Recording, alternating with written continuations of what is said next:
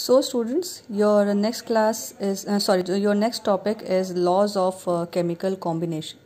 Okay, these are basically the laws which govern the combination of chemicals. These laws are: first one is law of conservation of mass, next is law of constant composition or definite proportion. Next is law of multiple proportions, law of reciprocal proportions, and Gay-Lussac's law.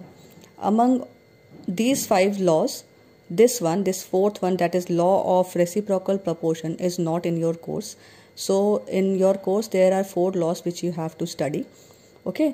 Among them, these 3 laws, that is the law of conservation of mass, law of constant composition or definite proportion, and law of multiple proportion, you have studied in your earlier classes. Okay, you have already studied these laws. This law is basically new for you. Okay, so that is why I'm just giving you a brief of these 3 laws. I'll explain this law. Okay, so first one is law of conservation of mass. Okay, I'm just reminding you the laws.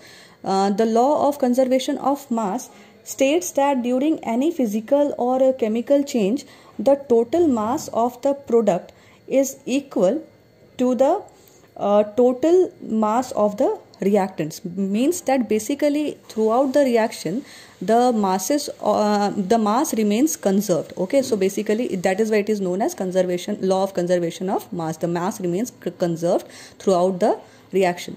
Next one is law of constant or definite proportion. Okay, so law of definite proportion state that a pure chemical compound always contains same element combined together in same definite proportion by weight. Okay, so law of constant composition basically states that a pure chemical compound always contains same elements combined together in the same definite proportion by weight. Means for example, carbon dioxide gas. Okay, the air which we exhale contains carbon dioxide gas, and the smoke which comes out from the vehicles or chimneys, that also contain carbon dioxide gas. Okay, in both the situation, the formula of carbon dioxide is CO2 only. Okay, the formula does not changes. The combination ratio of carbon and oxygen does not changes in any situation. That is why it follows the law of constant composition or definite proportion. Okay, it means that the elements combined together will remain in definite proportion by weight.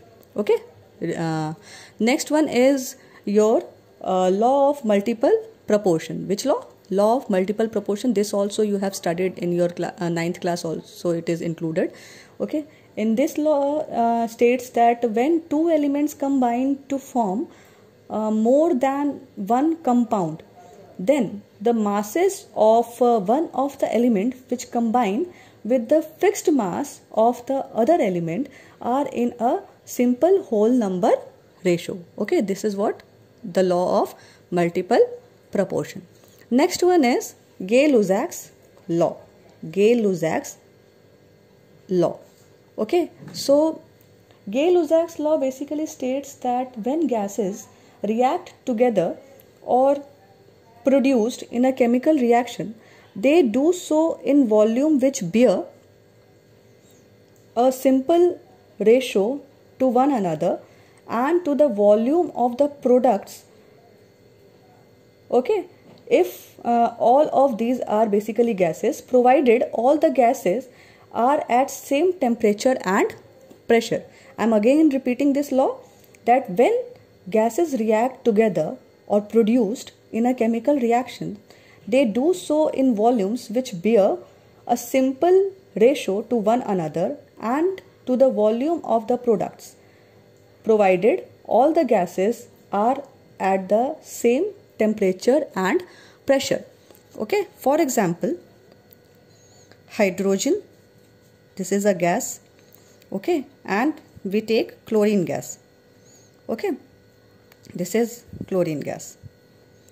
Okay, so we can say that one volume of hydrogen gas and 1 volume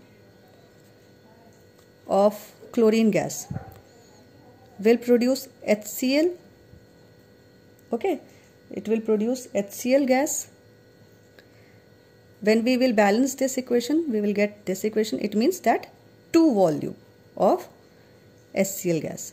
Okay, it means that 1 volume of hydrogen gas combines with 1 volume of chlorine gas to form 2 volumes of HCl gas. Okay, so this is how it fulfills the statement of the Gay-Lussac's law, which states that when gases react together, okay, when gases react together in a chemical reaction, they do so in volumes which bear a simple ratio to one another. Okay, simple ratio to one another means 1:1 ratio. Okay, they bear a simple ratio to one another and to the volume of the product provided. Okay, to the volume of the product provided. This is 2. Okay, so to the volume of the products provided, all the gas are at same temperature and pressure.